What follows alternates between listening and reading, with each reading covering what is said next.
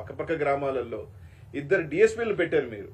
అదే ఒప్పిచెర్ల 5,000 ఓట్లు ఉన్న పక్కన తుమ్మరకోట, చింతపల్లి, పాల్వాయి గేట్లో విపరీతంగా రిగ్గింగ్ జరుగుతూ ఉంది. ఆ ప్రాంతంలో భయభ్రాంతులు చేస్తున్నారని చెప్తున్నా కూడా ఎమ్మెల్యే గారు కానీ ఎస్పీకి ఫోన్ చేసినా కానీ కనీసం స్పందించాల. ఆ రోజు స్టార్ట్ అయిన రోజు చూసుకున్నా కూడా ముట్టుకూరు గ్రామంలో ఆ రోజు ఆ తెలుగుదేశం పార్టీ వాళ్ళు పోయి ఎస్సీలని బీసీలని కొట్టడం కానీ, ఈరోజు అలాగే తుమ్మరకోట్లో అయితే దాదాపు ఈరోజు ఈసీని అడుగుతా ఉన్నాం మేము. మీరే అన్నారు 9 దగ్గరలా ఈవీఎంలు పగలగొట్టారని. కేవలం ఒక్క రామకృష్ణారెడ్డి గారిది మాత్రమే ఎందుకు రిలీజ్ అయింది? ఈరోజు ఎలా రిలీజ్ అయింది? మీరు రిలీజ్ చేశారా లేకపోతే ఎవరైనా రిలీజ్ చేశారా? కనీసం ఈ రోజున ఈసీ దాని మీద ఎందుకు చర్య చేపట్ల? 9 పగలగొడితే కొరవ 8 ఎందుకు రిలీజ్ కాలేదు?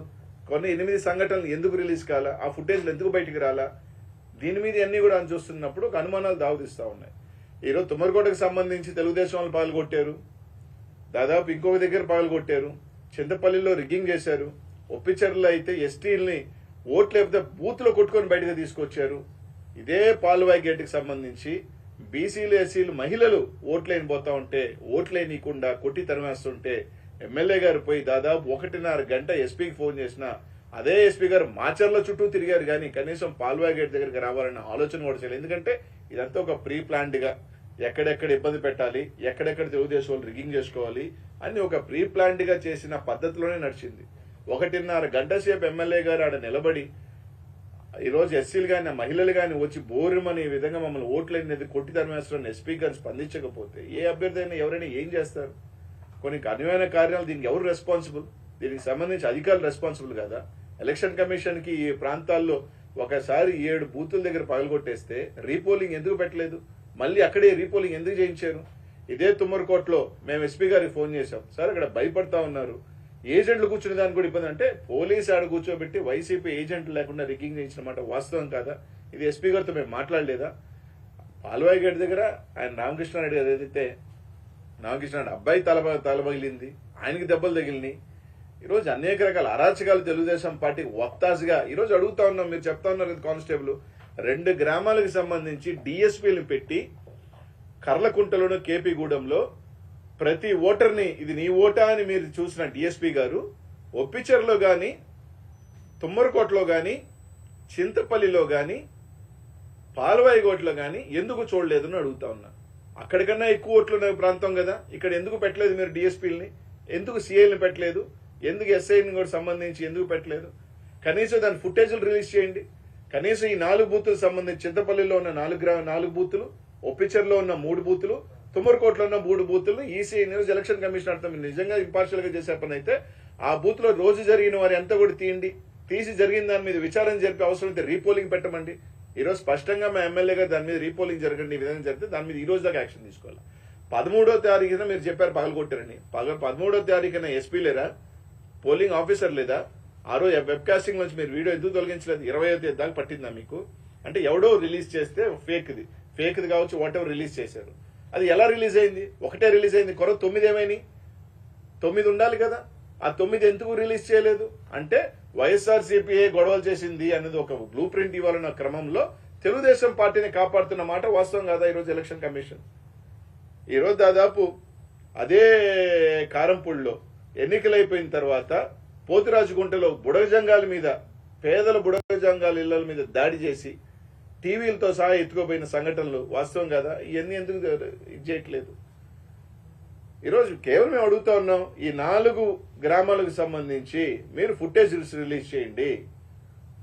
ఒప్పిచెర్ల కావచ్చు, చింతపల్లి కావచ్చు, తుమ్మరకోట కావచ్చు, పాల్వాయి గేటుకి సంబంధించి ఏదైతే మీరు చెప్తున్నారు ఎమ్మెల్యే గారు పగలగొట్టారని చెప్తున్నది కాకుండా కొరవ దగ్గర పగలగొట్టిన ఈవీఎంలన్నీ పగలగొట్టిన అన్ని ఫుటేజ్లు రిలీజ్ చేయండి. ఆ రోజు పోలింగ్ జరిగిన సరళి కూడా మీరు రిలీజ్ చేయండి. ఖచ్చితంగా దాంట్లో రిగ్గింగ్ జరిగిన మాట వాస్తవం కదా, పోలీసు అండదండలతో జరిగిన మాట వాస్తవం కదా అని అడుగుతా ఉన్నా. ఇదే ఎమ్మెల్యే గ్రామంలో ఒక డిఎస్పీ గారు జగదీష్ గారిని పొద్దున్న సాయంకాలం దాకా పెట్టారే, కేపీగూడెంలో పెట్టారే, పెట్టి ప్రతి ఓటర్ని ఇది నువ్వు కరెక్ట్ ఓటరా అని చెప్పి వెరిఫై చేశారే. ఈ గ్రామాల్లో ఎందుకు పెట్టలేదు?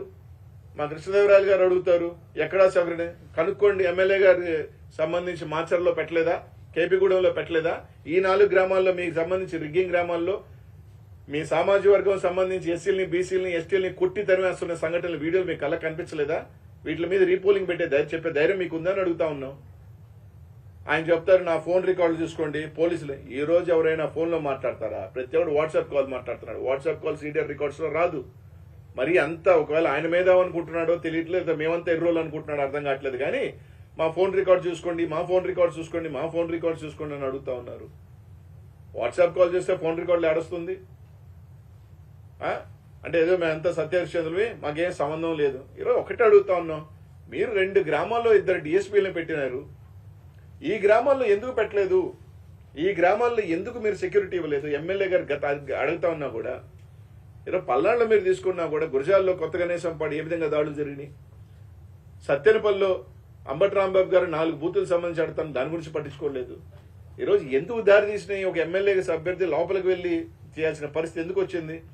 1.5 గంట సేపు ఆ రోజు పదే ఎస్పీ గారికి ఫోన్ చేస్తున్నా, కనీసం ఆ పరిధిలోని మాచర్లో దగ్గర ఉన్న ఎస్పీ గారు కనీసం రాలేదు అంటే దాని పరిస్థితి ఏంది? తుమ్మరగొట్లో పగలగొట్టిన వాళ్ళు ఈ రోజు దాకా యాక్షన్ తీసుకోవాలా? హ్యాపీగా గోవాకి వెళ్ళారు, నిన్న ఊర్లకు వచ్చినారు వాళ్ళు. కనీసం ఈ రోజు దాకా వాళ్ళు పలానా పేర్లు కానీ పలానా మీది కానీ ఏమీ చేయలే. తుమ్మరకోట్లో ఒప్పిచర్లు కానీ చింతపల్లి కానీ ఈ బూతులన్నీ కూడా బయటకు తీయాలి. ఈరోజు ఈసీ కూడా అడుగుతా ఉన్నాం, నిజంగా మీరు ఇంపార్షియల్గా అంటే అవన్నీ కూడా రీపోలింగ్ పెట్టండి. అవన్నీ కూడా నిజంగా రిగ్గింగ్ చేయలేదంటే, అంటే బూతుల బాగా కొట్టేస్తే మాత్రం ఏం పర్లేదు, ఓట్లున్నాయి, రిగ్గింగ్ చేసినా పర్లేదు, పోలీస్ అధికారులను పెట్టుకొని రిగ్గింగ్ చేసుకున్నమాట వాస్తవం కాదని అడుగుతాం. ఈరోజు ఎక్కడో కొన్ని ఫోటోలు తీసుకొచ్చి ఎమ్మెల్యే గారితో సీఐలు ఉన్నారు కాబట్టి మార్చారు. ఎమ్మెల్యేతో సీఆర్ 1 సంవత్సరం క్రితం ఉన్నది, నువ్వు ఎలక్షన్ అయిన 2 రోజుల ముందు మారుస్తారా? కరెక్ట్గా కేవలం 2 రోజుల ముందు వాళ్ళ సామాజిక వర్గానికి సంబంధించిన సీఎల్ తీసుకొచ్చుకుంటారా? దీని అంతా ప్రీ ప్లాన్డ్ కాదా? ఇదంతా ఆర్గనైజ్డ్ కాదా?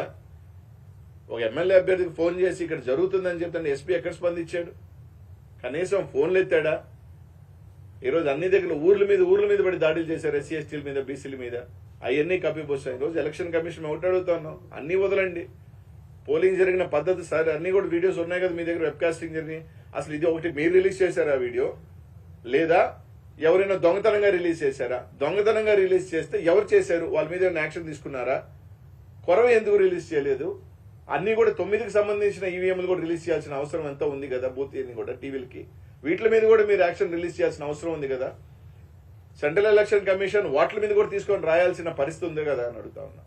కాబట్టి ఇట్లన్నిటి మీద ఎలక్షన్ కమిషన్ నిజంగా ఈ రోజు అడిగితే ఖచ్చితంగా వాళ్ళు పార్షాలిటీ చూపిస్తా ఉన్నారు. ఈ రోజు కూడా తెలుగుదేశం పార్టీ వత్తాసుగానే పలుకుతా ఉన్నారు. వాళ్ళ పద్ధతి కానీ వాళ్ళ తీరు కానీ చూస్తూ ఉంటే తప్పకుండా ప్రజాక్షేత్రంలో ప్రజలు మా వింటున్నారు, వైఎస్ఆర్ కాంగ్రెస్ పార్టీ వింటున్నారు. జూన్ 4న రాబోయే ఎన్నికల్లో మళ్ళీ జగన్మోహన్ రెడ్డి గారు ముఖ్యమంత్రిని చేసి అదే మాచర్ల నియోజకవర్గంలో కూడా రామకృష్ణారెడ్డి గారు మంచి మెజార్టీతో గెలవబోతా ఉన్నారు. దాంట్లో మీరు ఎన్ని దొంగ చేష్టాలు చేసినా, నా రూల్ రిగ్గింగ్ చేసినా, కొరవ గ్రామాల మద్దతు వైఎస్ఆర్ కాంగ్రెస్ పార్టీకి ఉంది, అన్నీ ఉన్నాయి. తప్పకుండా దీన్ని ఏ విధంగా లీగల్ గా మేము ఫైట్ చేయాలో ఫైట్ చేస్తాం. తప్పకుండా దీనికి సంబంధించి సత్తెనపల్లిలో బూతులు రిగ్గింగ్ అక్కడ చెప్తే దాని గురించి స్పందన లేదు, ఎక్కడా లేదు. ఒక్కసారి ఈవీఎంలు పగలు కొట్టిన తర్వాత మళ్ళీ కొత్త ఈవీఎం తీసుకొచ్చి పోలింగ్ చేయించారంటే రిగ్గింగ్ చేసుకోమని అర్థమే కదా.